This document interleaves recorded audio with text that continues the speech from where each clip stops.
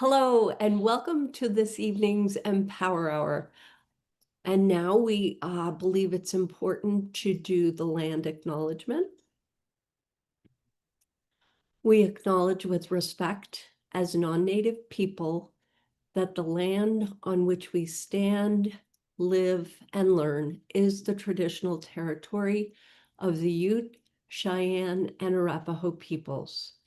Let us seek to understand what it means to be in right relationship today with the traditional stewards of this land and with this land itself and with all the creatures that inhabit it. Tonight, our agenda is as follows. We're going to start out with an update from EOF's Community Resilience Team about our local work, and then I'll introduce our guests, Bianchi Hughes and Moshe Kornfeld, just before they speak. My name is Mary Pettigrew. I am part of the Empower Our Future, Empower Our team, of course, but tonight I'm speaking to you as a member of EOF's Community Resilience Team. We are really excited that Clean Energy Group, this amazing national organization that works to advance clean energy and mitigate climate change through innovation in policy, technology, and finance, they were offering us basically a grant, and we did accept that challenge. We applied for the grant, we got the grant, and three of us have been working on this. Myself, Mary Pettigrew, I'm a graphic designer and owner of Ampersand Graphic Design, and I'm a longtime community climate activist. Jim Gilbert unfortunately can't join us tonight, but he is a retired medical device engineer who has turned his brain power to the electric grid and refers to himself as a community energy advocate. Scott Miller holds both a JD and MBA. He worked in law and big tech and is now committed to accelerating the equitable transition to affordable, reliable, clean energy. Scott is here this evening, and he may periodically jump in. Basically, the grant that we applied for in February is called the Clean Energy Incentive Navigator Grant. And I did want to mention that we worked with a wonderful woman named Anna Adamson. She was our direct contact at CG, and she was just terrific. This grant is a nationwide effort to advance affordable, renewable, and resilient power in communities that have historically been left out. Boulder received one of these grants, one of 6 in the US, and basically, the grant tasked us with creating educational materials to raise awareness and help people understand the value of solar plus storage for energy resilience, as well as for reducing utility bills. We were also tasked with identifying possible community hub locations, funding options, and industry vendors. So I'm going to spend a moment here on what is a resilience hub, just because there's a lot going on in this graphic, but it's a really terrific one from Seattle. Basically, a resilience hub is a community-facing organization and a building. This is not residential. It might be a health center, it might be a church or a community center. Essentially, once you add power like solar panels and battery backup, this building basically can reduce its utility bills as a result of that solar and storage. So 99% of the time, the resilience helps basically pay for the system. On those days, which we call gray sky days, when it might not just be a power outage, it might be high temps or really cold temps. A building, it also, of course, applies in an outage because this building would stay electrified. Basically, these resilience hubs are places that are known to be safe. They're known to the community. It's a location where you could charge your phone, store temperature-sensitive medications, plug in some sort of medical device that's reliant on electricity. So obviously, they're very important. Services offered at a resilience hub might include heat or cooling, a refrigerator, again, food services, possibly, maybe even sleeping if that were necessary. The reason these hubs are especially beneficial when located in disproportionately impacted communities in trusted locations is because these individuals are much more likely to be adversely affected by extreme weather and power outages, and they often have a harder time recovering from these events. So again, just to clarify, we are not talking about the official emergency locations that the city and the county would be responsible for. We are talking about community resilience, i.e., a building with solar and storage that continues to operate during extreme weather and when the power's out. Community hubs determine the services that they offer and the extent to which they're made available. Really, truly, hubs can do what they choose in terms of how they can provide assistance. And what we hope is that over time, these services available and the community outreach evolve and expand. So when we started this process, we felt that it was important to talk to all of the entities that probably were already actively involved in this.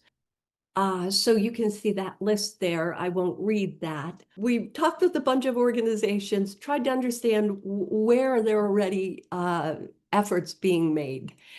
We talked to community umbrella groups, community serving groups, such as nonprofits. Obviously, we wanted to make connections in the targeted communities and in the business community. Basically, we want to take a special mention, make special mention of a community connection that was really terrific in that we met Isabel Sanchez, who is the leader of the Mapleton Home Association HOA, and she was very understanding of what we were trying to do because it's kind of amazing. She is an emergency preparedness trainer. So she gets this, and she has provided training to the manufactured housing community. And we just really liked her, felt like we were on the same wavelength and understood each other's needs and interests and goals. And I'm really pleased to say that mid-month, we applied with MHA for an Oscar Equity Grant for individual resilience and community resilience. And here you can see examples of those. Individual resilience kits would go to each individual homeowner in the manufactured housing park, and the community resilience would be solar and storage added to a community building that exists in the HOA, and then installation of a semi-permanent structure such as a yurt to act as a community center that would be powered by that solar and storage. I would imagine that it might be used something like 99% of the time as a meeting place, or, we let the community will obviously figure that out. But regardless of what happens in terms of the grant, we really look forward to working with Isabel and the MHA community to increase their energy resilience. So here again, I'm going to not go on too much. You can read this. We obviously wanted to talk to all kinds of folks in the business community as well, folks who are adept at designing solar and battery systems, people who could provide financial analysis of cost savings of a potential system, vendors like Namaste and other solar providers, and then funding sources. And of course, collaborative partners like Colorado Jewish Climate Action. And again, we'll be hearing from Moshe not long from now. We're almost here. One of the other things we really want to do is basically work with the city and county on highlighting areas in our region that would benefit from resilience hubs.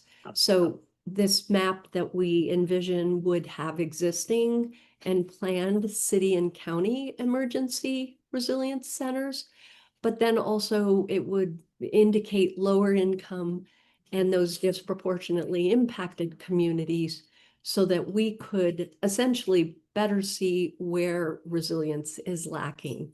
Because New Orleans and their lighthouse project was such an inspiration to us, that was really part of the reason we wanted to have somebody from there talking to us tonight. And again, you'll be hearing from Bianchi momentarily.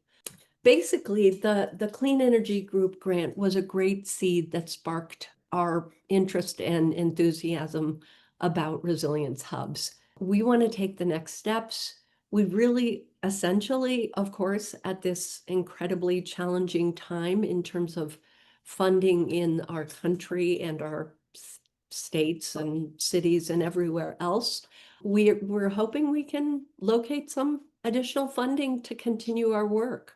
It's possible the Clean Energy Group would grant us additional funds, maybe the city, the county, the state. Anyway, we'd love to be able to do capacity building, assessments, and ideally installations and get some pilot projects going.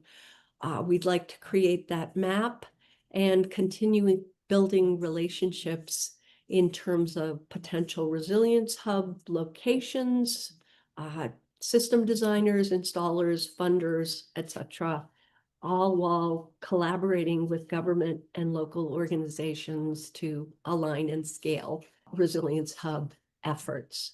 At the moment, this page, empowerfuture.org/energy resilience, is not yet live, but it will be by end of week. Check out the website for those resources.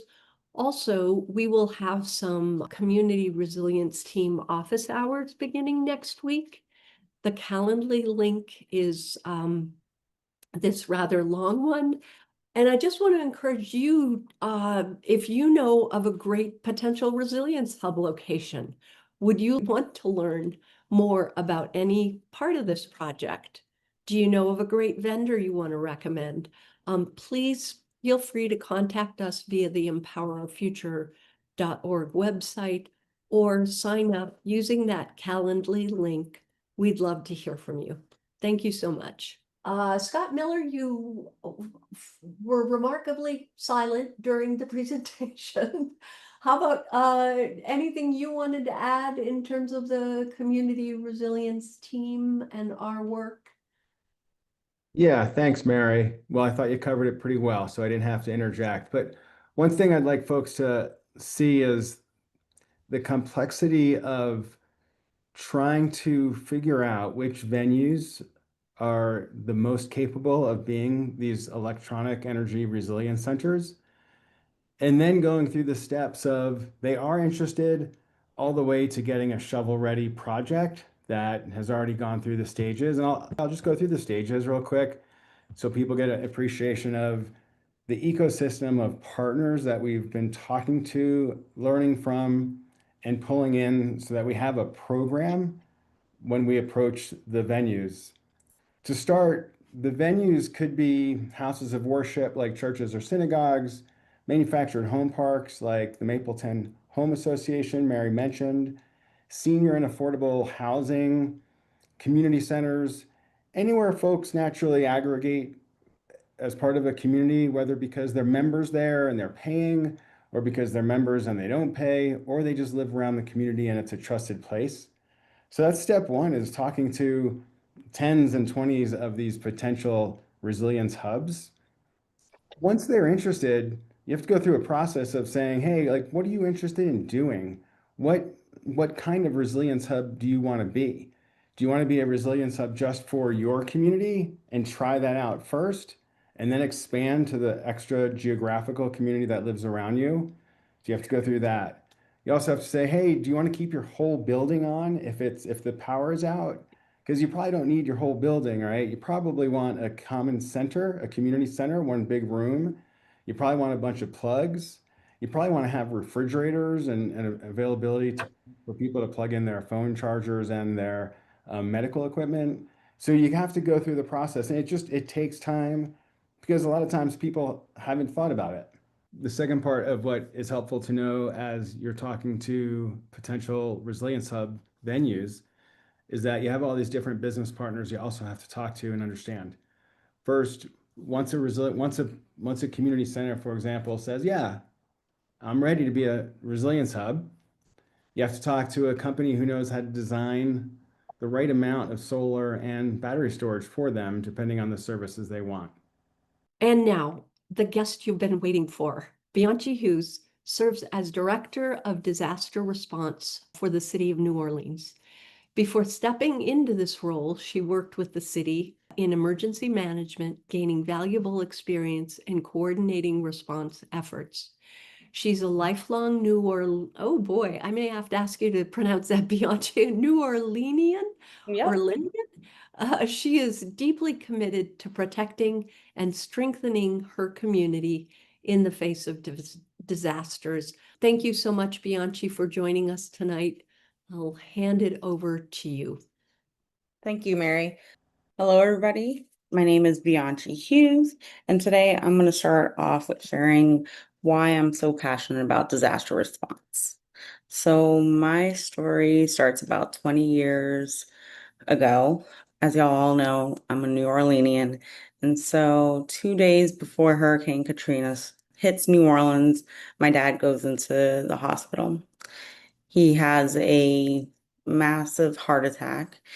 And at the age of 9, I am there to translate for my mother, who doesn't like speaking English. We evacuate from New Orleans through a long trial of tribulations. And on our way out, we realized that my mom had gotten my dad's phone, had taken it from him.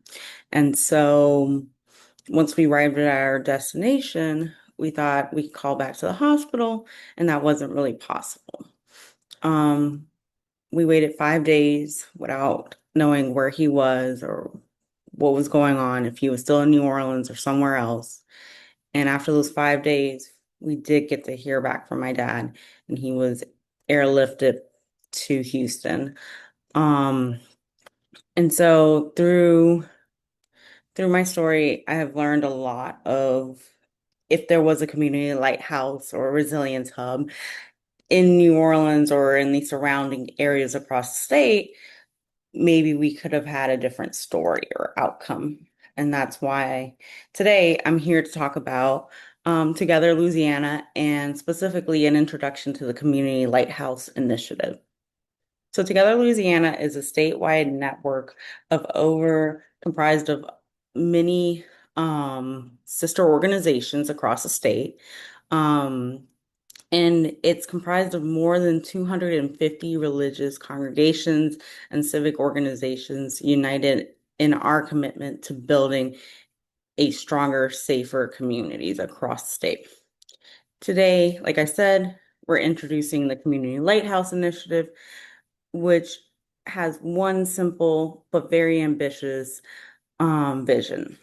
In our city, no one should be more than a 15-minute walk from a community lighthouse. And in our rural areas, no one should be more than a 15-minute drive. So what we have seen and what we know is that power outages are the leading cause of disaster-related deaths in Louisiana and the Gulf Coast. Community Lighthouse aims to stop those preventative tragedies. Here are some real examples of how disruption of critical services, specifically power outages, have cost lives. During Hurricane Laura in Southwest Louisiana, 19 people lost their lives because of lack of power. In the winter freeze of 2021, across Texas, about 700 people died, many because they were left without heat or electricity. And in the aftermath of Hurricane Ida, 23 of the 26 people who lost their lives, not from wind, not from flooding, but from power being out. These tragedies show us just how dangerous and deadly a failure to our energy infrastructure can be. Here is a slide of those civic organizations that come together to build together New Orleans, and it grows from there to build together Louisiana. And so it was the aftermath of Hurricane Ida that 250 faith, community, and civic organizations known as Together Louisiana came to some clear conclusions. We cannot wait for our city to solve this problem.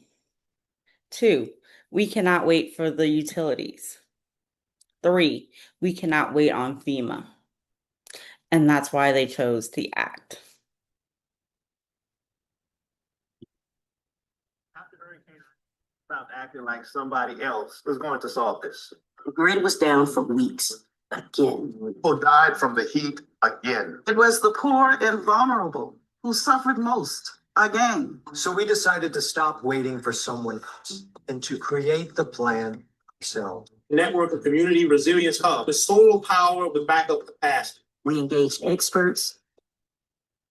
We found champions, including some in high places. And in 2 years, we built the largest network of renewable resilience hubs in the world. Unity Lighthouse Strategy has 4 components. Every neighborhood identifies a local organization which gets solar panels and batteries so it can operate even when the grid goes down. These microgrids upgrade our utility system with renewable energy.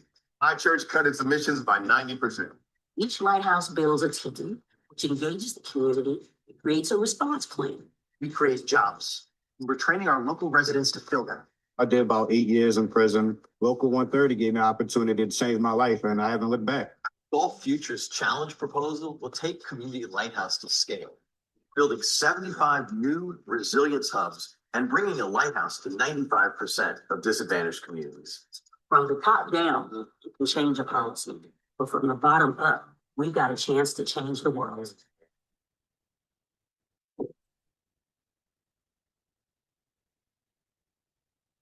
So in 2 years, we've developed 17 sites so far, making it the largest network of renewable resilience hubs in the country.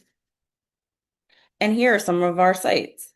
Here you can see Bethlehem Lutheran Church, Broadmoor Community Church, and as you can see, each location has a different configuration, a different number of how many solar panels are on top of the community lighthouse.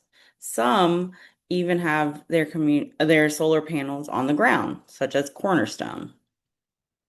Another cool thing about this is our batteries are wrapped. So our system showcases that it's a community lighthouse. It has the mission clearly defined on these batteries. So if anybody were to go to the site and not realize that it is a community lighthouse, they could also read about it. It says how many solar panels are on top of the roof or that power this community lighthouse. It even tells you how many pounds of carbon dioxide per year is reduced at the site, how much the battery stores, or some of the details that you can see at these different community lighthouses. Now, the solar and the battery microgrids are, of course, one of the important parts of the strategy that grabs the headlines, all the information and how we are known. But the truth is that without social capital, none of this would be possible because technology itself doesn't organize people. Technology doesn't open the doors to churches, recruit volunteers, or check in on the elderly neighbor when the lights go out. What makes the microgrids matter is that the human infrastructure around them, the relationship of trust, the networks of congregations, neighborhood associations, and civic groups that know their communities inside and out. It's those relationships that allow for the power from the solar microgrid to be translated into life-saving action. A cooled room and refrigeration for medicine for someone with health conditions, or a charging station for families cut off from communications, a safe space where neighbors can gather and not be alone in the dark. The hardware matters, but without the social fabric, it is just hardware. With social capital, it becomes a lifeline. And so for us, our strategy, that means step one, we identify a trusted civic institution in every neighborhood with a turf.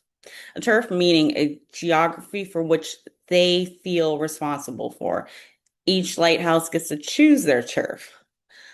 Step two, the lighthouse builds a team of lighthouse keepers, leaders from that institution who build their strategy for its community.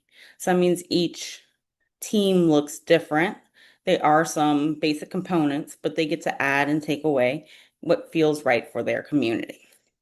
Step three, that team canvasses door to door every year to get its relationships with vulnerable neighborhoods and re-anchor themselves in that neighborhood. So it's not just about talking to vulnerable neighbors, it's talking to everybody. That means the businesses, the local community, the health center that might be there, so that it knows that there is a community lighthouse there. That deepening of those relationships may create a larger program in that neighborhood. Step four, the team develops its site plan and response strategy. So that site plan looks different, like we said. It could be from what kind of vehicles you can't drive into certain parts of the city. What makes sense if it's closing a little bit earlier or opening a little bit earlier. We sit with them and look at that through their site plans. Step five, they take part in our lighthouse keeper training. This is a training that is done annually where not just the lighthouse keepers of a specific region of the state come together, but the entirety of the state trains together and learns from lessons from the South of Louisiana, learns lessons of the North or in the middle, the different disasters and how that affects, but still has the same core components of training. And then our sixth part of our strategy is the lighthouse keeper trains and cope strategy for mental wellness. That is especially true for the people that are comprised of the team and then expanding to other volunteers that are coming in. And so taking care of our mental health and wellness first to then be able to help others. This is a slide of what our first test in Hurricane Francine in September of last year. These are our lighthouses that activated. And so within 12 hours of hurricane, 9 community lighthouses opened up, providing food, water, mini batteries, internet, charging stations, and oxygen. Here's what they did. So as I said, 9 lighthouses open. They served 2,300 people. They provided 1,800 meals, distributed about 4,000 bottles of water, reached out to 154,000 people, conducted needs assessments or needs surveys with 1,995 people, deployed over 16 smaller batteries to different households, and organized over 100 volunteers for this response. And here's a video of what a community lighthouse or resilience hub looks like.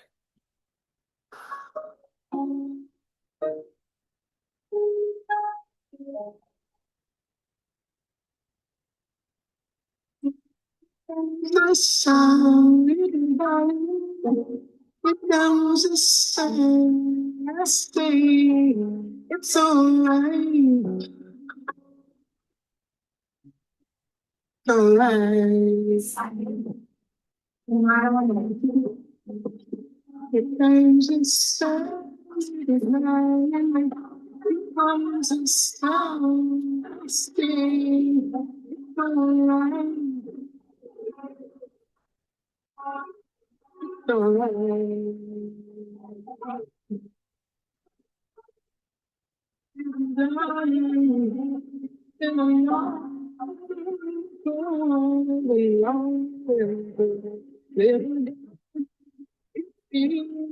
like you, something that's here.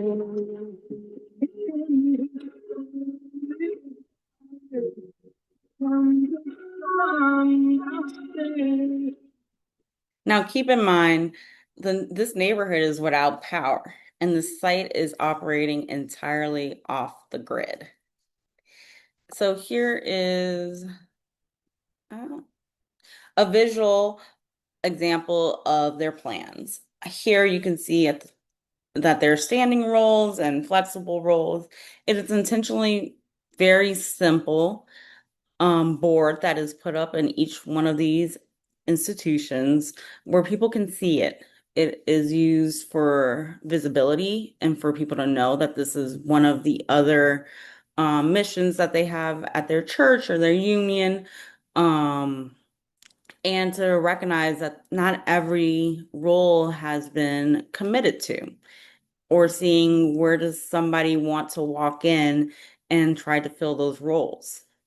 Now, as we know, these are civic organizations that are also comprised of other organizations or other missions that go on day to day. So there might be another group that shares that space that might not be aware of the community lighthouse, but by having this board up and visible, it helps to recruit other people to feel ownership of the roles or bring in more people to be able to be a part of this plan, even thought partners, or to get the word out. Oh, did you know that such and such community lighthouse is in your neighborhood? Just by simply having that board up. And this is one way that we show our plans. And to close, I want to leave y'all with this. The community lighthouse strategy is not just about surviving the next hurricane. It's about transforming how we care for each other every day. Yes, it is a disaster response, but it is also deeper, long-term work, tackling social determinants of health, making sure neighborhoods are connected, supported, and resilient. When we invest in community lighthouse networks, we're not just keeping the lights on. We're creating communities where no one is left isolated, where neighbors are known by name, and where trust is stronger than fear. That is not just a disaster strategy. It is a social capital strategy.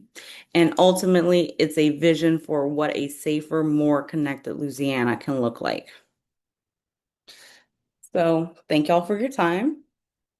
Thank you, Bianchi. We so appreciate your being here, and what an inspiring story, and also your resilience in terms of tech challenges and sticking with it. Thank you. Now I'd like to introduce Moshe Kornfeld, the founder and director of Colorado Jewish Climate Action. He has studied at many institutions of higher Jewish learning and holds a PhD in cultural anthropology from the University of Michigan. He has taught courses on American Jewish life and on the intersections of religion, environmentalism, and politics at Washington University in St. Louis, CU Boulder, and the University of Denver. Moshe lives in Denver, Colorado with his wife Rachel and their 2 children. Thank you, Moshe, for joining us. So good to be here today. As Mary said, my name is Moshe Kornfeld, and I'm the founder and executive director of Colorado Jewish Climate Action. I actually wrote my dissertation based on research I did in New Orleans. So it's fun to connect different strands of my life today. Colorado Jewish Climate Action is building a Jewish and interfaith climate movement here in Colorado. We work with secular, interfaith, and frontline allies and pursue just solutions to the climate crisis. Our focus areas include education, advocacy, greening institutions, and youth empowerment. Our primary work is to organize within the Jewish community. However, when we move past this base, we're eager to build an interfaith climate coalition here in Colorado to bring new people and organizations to the climate movement. Inspired by Together Louisiana's Community Lighthouse Initiative, CJCA decided to explore what it might take to develop climate resilience hubs here in Colorado. And one of our amazing leaders, Meryl Glustrom, connected us with Empower Our Future, and we're excited to be on this shared journey with y'all. I'd like to share a few thoughts about why I'm so excited about climate resilience hubs. First, they operate at the nexus of climate mitigation and adaptation. They deploy renewable energy while also building community and develop resilience infrastructure. I'm also particularly excited about building climate resilience hubs in houses of worship and in other community-based centers. These institutions can serve as models that inspire and educate the communities they serve. They can also play an important role in building the climate movement. As we all know, the climate movement is not nearly powerful enough in Colorado or anywhere. Climate work should not be partisan, and my hope is that building a network of climate resilience hubs and engaging communities of faith can help undo the partisan logics that are being exploited by the oil and gas industry. We must build a movement that is broad and powerful enough to sideline fossil fuel interests and deploy clean energy at the scale that science and justice demand. I'd like to close with a short reflection on the concept of sanctuary. And here I mean the literal building, like a sanctuary at a house of worship or something like that. So I often wonder how and why communities come together to build houses of worship, to build sanctuaries. These are often large projects that are built at great effort and great expense. Think about all the time, energy, money, and community building that it takes for a group of people to achieve this type of goal. Coming together as a community in support of a higher purpose is at the center of what it means to be human. It represents human flourishing at its finest. And this is ultimately what we need to do in order to turn the tide when it comes to climate change. When we witness our federal leaders take a hatchet to climate progress, we cannot sit idly by. We must make a commitment to rebuilding our sanctuaries, our power, and our movement. We must do this work as individuals, but more importantly, as communities, as parishes, and as congregations, as groups of people coming together to uplift themselves, their cities, their states, and ultimately our beautiful life-sustaining planet upon which we are all ultimately dependent.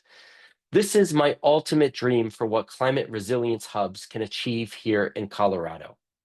I hope we can all work together to make it so. Thanks so much.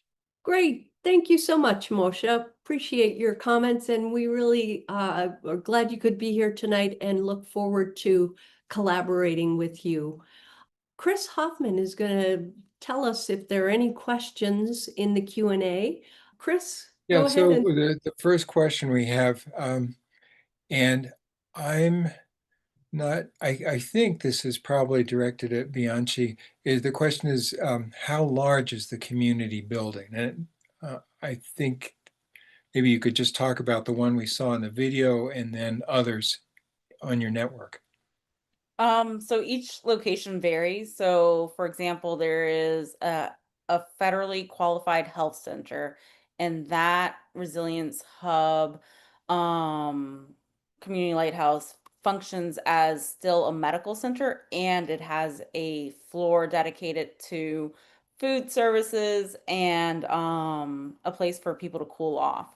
But then the one that we saw in the video is a smaller location. As you could see, it's a fellowship hall. We're not trying to make large stadiums or places resilience hubs. We're trying to make it manageable because we still have people who are maybe traumatized or just not as familiar with disaster response running these sites. And we have to think about crowd control. So you don't want too large of a location.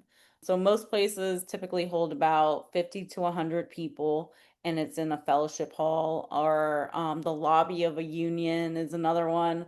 The um, the next question is again for Bianchi. And did you seek funding at one center at a time, or did you sell the whole state or parish on the entire concept to get started? So it initially started off as a pilot program with the 17 community lighthouses.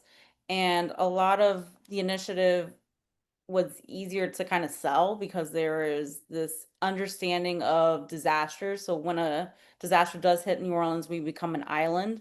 And so there is that want to be preventative in the measures. So that kind of made it easier to start there. But then even in my story, there is a need for when we evacuate New Orleans, where do we go? That connecting aspect. And I think that's really what is highlighted with having statewide connection and then eventually a Gulf-wide connection of how do I evacuate to the next state.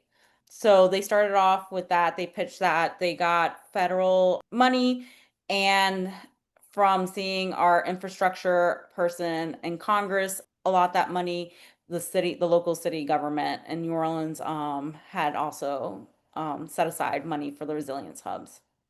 Great, thank you. Here's one. This may be for Scott as well as Bianchi, and maybe Moshe would have something to add too. I love the Resilience Hub concept. I know you're asking for support here in Boulder, in Colorado, but it would be wonderful to have something comparable to New Orleans here. What can we learn about how to get this going here? Yeah, I'll take a stab at this. First of all, we love the concept of the Lighthouse New Orleans, and we want to copy it like word for word. We try with our efforts, we're trying not to put the cart before the horse. Like we have a bit of a vision that we have with a constellation of resilience hubs throughout Boulder County based on 2 or 3 kind of criteria. One is, where does the city already have energy resilience hubs? 2 is, as we work with the city and county, where are the disproportionately impacted folks living and concentrated, and how do we find resilience hubs there? And then the 3rd is, how do we kind of finish out the spoken wheel so that within Boulder County, in 15 minutes, if the electricity's out, your car is out, you can walk to a resilience hub. Now, we haven't mapped that out specifically, and we kind of think talking about that is nice and wonderful, but we've got to get our first resiliency hub like shovel ready and then installed and then serving the community. So we're trying to focus a bit more on learning the processes of finding the right community center, finding the right design firm, finding the right installer, finding the funding, which is harder now than it's ever been, and just get 1 or 2 hubs up that make great sense. They have established communities, they're already serving services that are really important for the community during extreme weather or power outages. And if we can extend their services to include energy because they have solar plus battery and they have power when it's down, or it's cheap when it's really sunny in the summer and people could go there instead of kind of being really hot in their manufactured homes, we'll build momentum. So in Boulder County, we're learning the process. We're kind of building the plane as we're building the wheels of the plane as we're flying it. But the big obstacle right now is funding for us. We're trying really hard to hit up every single city, county, state agency that has in the past giving funding. And like Mary said, we've applied for 1 grant that would be brilliant to cover our first resilience center, the Mapleton Home Association. We got to take 1 step at a time. I don't know who asked the question, but for everybody, if you have support, if you know contacts of potential resilience hubs, if you know contacts for firms who do design of solar and storage, once you know what the electricity bills are, and once you know what the resilient hub wants to offer their community, if you have contacts to installers like Namaste who sell batteries and solar and install it, if you have contacts for funding, I think it's the most important one, funding. And I'll include Moshe in this one, like Moshe's organization and us are working together, but they've got their own Resilience Hub opportunities as well, in a broader space than just Boulder County, like throughout Denver and the state. And that's it. Like we are working hard and we could also use your help for these contacts. So I hope I answered the question. And so people, if they have any information related to that, they could send it in through our website, Empower Our Future website. Yeah, or Okay. I'll shout out my email address. It's scottpaulmiller@gmail.com. And Mary, you can include that in the follow-up email. And we can include the list of types of contacts that are most helpful. And we're looking to build community as we're doing this. Perfect. Thank you so much. So here's the next one. It could be for any one of the three of you. The question is, can an HOA create a resilience hub comprised of most homes in the if the HOA has solar panels and home batteries? Is this acceptable to the Public Utilities Commission? Sorry, no. Mary. And Paul's Paul going to be. Coleman, let's get Paul Yeah, Coleman to answer that though. yeah. Since I do live in an HOA and I do have solar and batteries, and my house stays lit up when the other houses around me go dark, it's entirely doable today to be your own resilience hub. What's not allowed by Colorado state law is I can't share electricity with my neighbors. So I couldn't use my batteries to light up my neighbors' lights or run their refrigerator. That's illegal in Colorado. And that's something we need to work on.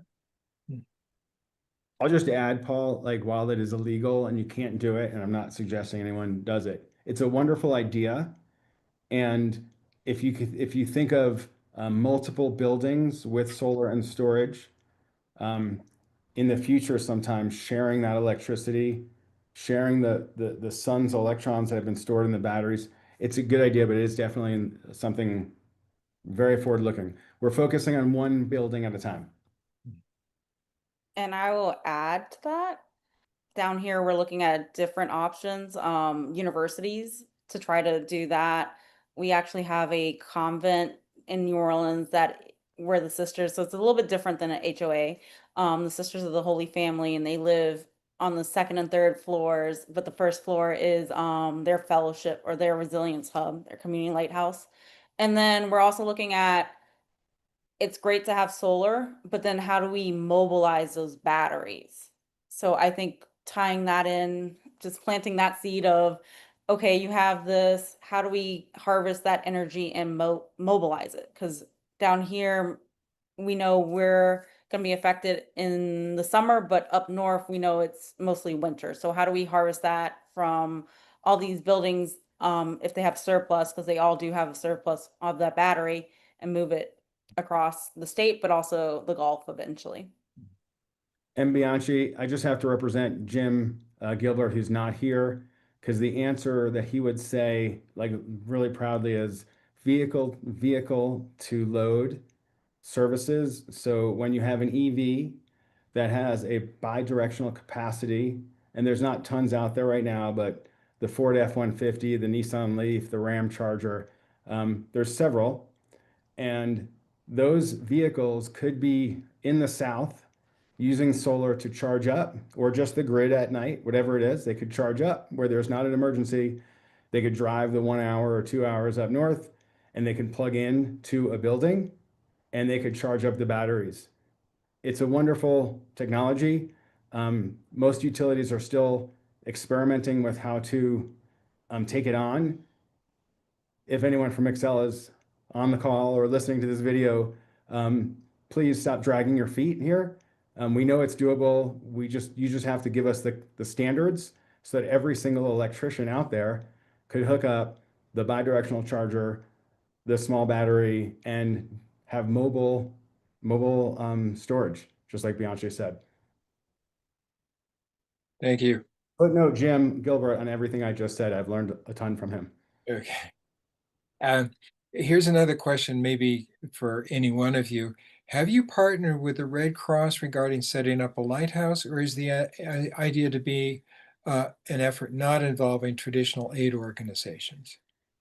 I'll jump in. So currently, we are formalizing MOUs with actually the American Red Cross. What we're really good at is canvassing and having our community lighthouse.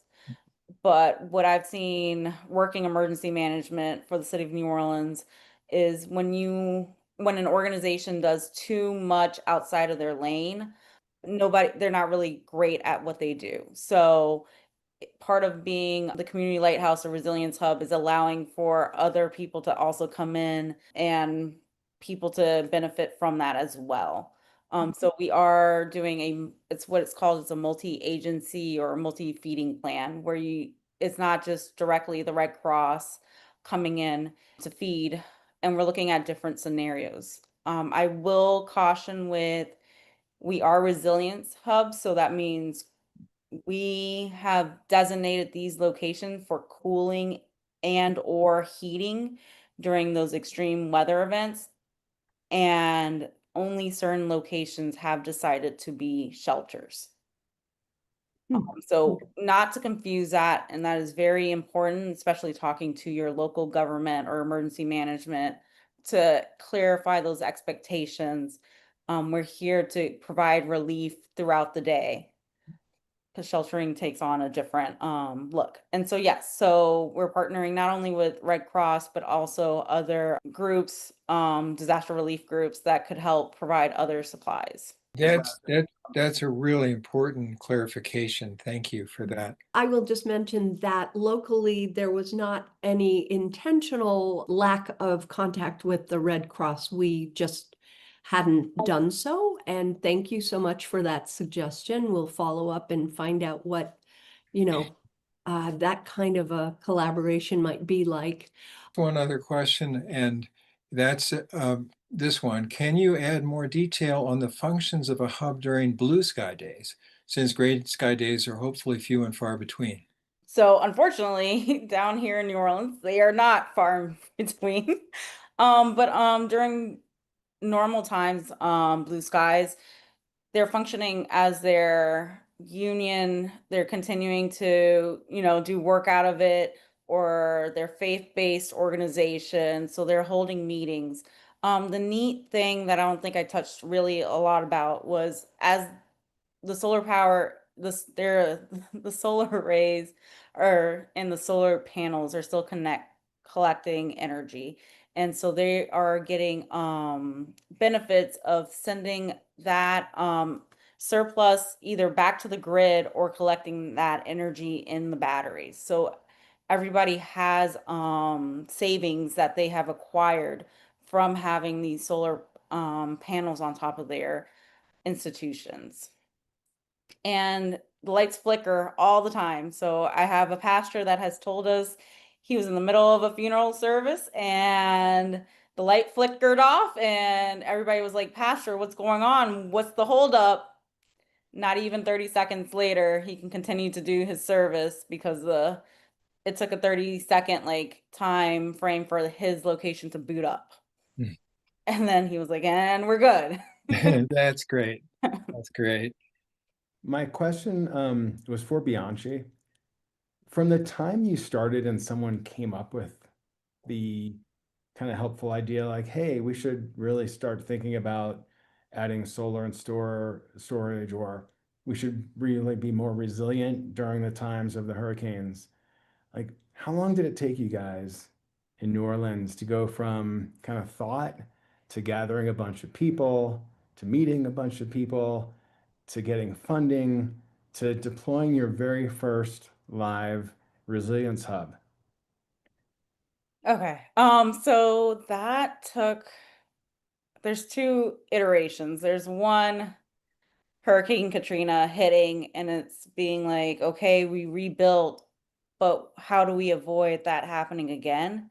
And then hurricane after hurricane hitting, and finally together New Orleans and its member organizations, specifically in New Orleans, was trying to rebrand and reformalize itself here as a group of organizations, broad base. And so that took about 4 years for them to do that. And then Hurricane Ida hit, and everybody was on board as to we need to do something. Like, how are we not, like, we're saying that we're doing this good work. What are we going to do?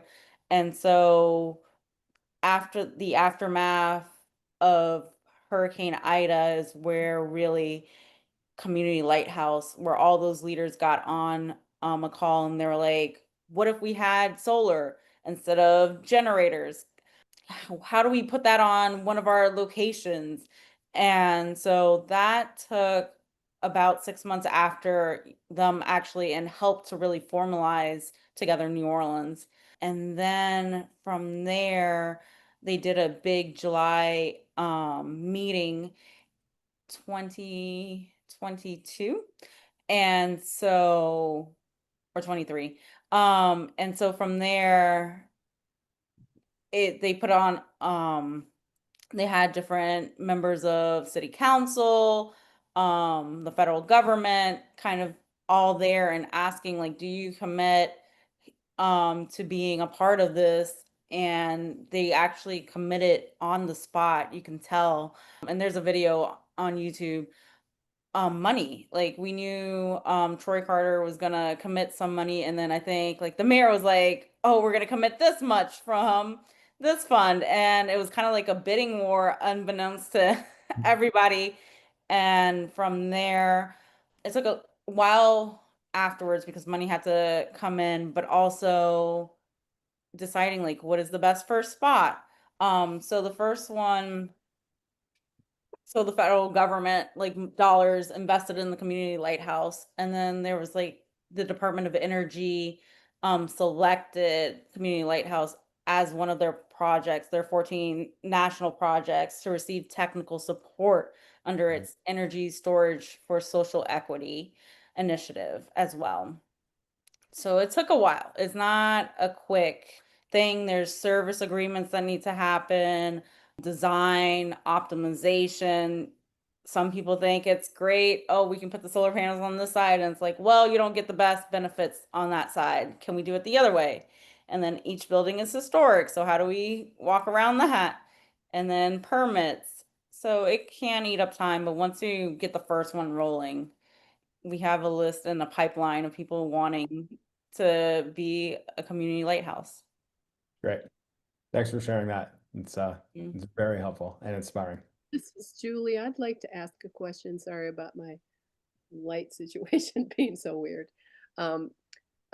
We are this project this team is working on has been pretty much outside of our municipal city efforts, and you have the terrible or beneficial silver lining of having terrible weather down there and really bad events all the time. And up here, it's somewhat proactive and hopefully being able to be prepared for. We've had a few things that have been really bad. We've had fires, thousands of homes burned in a few hours. We've had flood, but we don't have, like, every single year just the really bad worst thing we know is going to happen in September or whatever. So do you have any suggestions of how to bring, I mean, it would be awesome if our city and county were able to donate funds or whatever. I mean, I don't know what our team, I'm not speaking for the team, I'm not on the team, but you got a commitment from your community and from your elected community, it sounds like. And so if you have any ideas about that, or if I don't know if it's better to continue to go solo. It just seems like we and your project has lots of small places that are operating, which was very interesting to learn about. And so anyway, if you have any suggestions, that would be awesome. Thank you.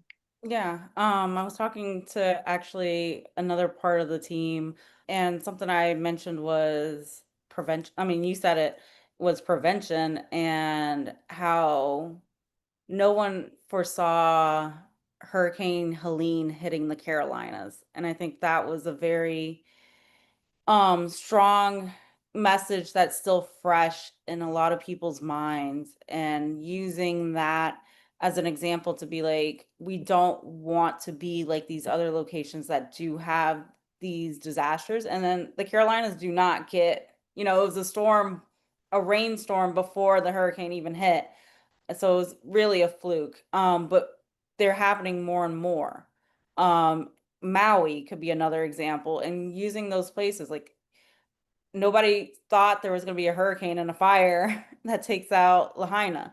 Um, but being able to use that as like a preventative mitigation effort, and then getting very creative with it. So having that partnership, if you have an office of resilience, if you have an emergency management offices, locally first, or if state, but also understanding how they operate, what's their goals and interests, and then also working with them to see if there's funding around a lot of this. Actually, a lot of funding that continued to happen is in our Office of Resilience, through EPA grants, through other grants, instead of like our Office of Emergency Management.